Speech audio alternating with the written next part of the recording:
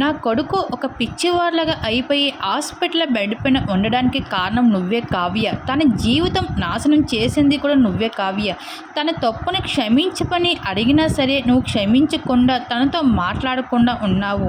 నీకోసమే ఆలోచించి ఈరోజు నా కొడుకు జీవితం నాశనం చేసుకున్నాడు అంటూ కావ్య పైన అయితే విపరీతంగా ఫైర్ అవుతూ వచ్చేసింది నిఖిల్ తల్లి. అయితే గోరింటకు సీరియల్తో తెలుగు బుల్లితెరకు పరిచయమైన నటుడు నిఖిల్ మలయాళం. తన మొదటి సీరియల్తోనే తన చక్కని నటనతో ఎంతమంది అభిమానులని సంపాదించుకున్నాడు.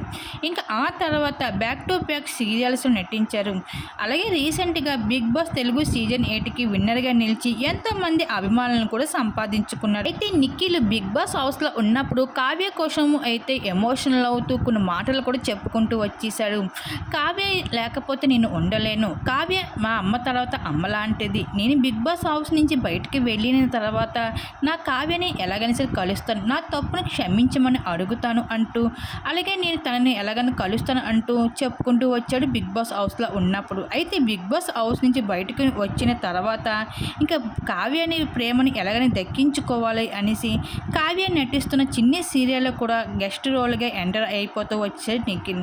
అయితే నిఖిల్ సోషల్ మీడియాలో చాలా యాక్టివ్గా ఉంటాడు. తన ప్రతి అప్డేట్ని కూడా ఫ్యామిలీకి సంబంధించిన మూమెంట్స్ కూడా ప్రతిదీ కూడా అభిమానులతో షేర్ చేసుకుంటూ ఉంటాడు నిఖిల్. ఇంకా కావ్యాన్ని ఎలాగైనా దక్కించుకోవాలి అనేసి చిన్ని సీరియల్లో కూడా నిఖిల్ ఎంటర్ అయిపోతూ చాలా ప్రయత్నాలు చేస్తూ వచ్చాడు నిఖిల్.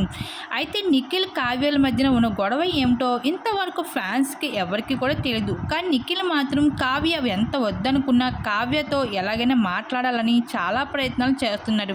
కానీ కావ్య మాత్రం కావాలని నిఖిల్ని ఏం పట్టించుకోవడం లేదు.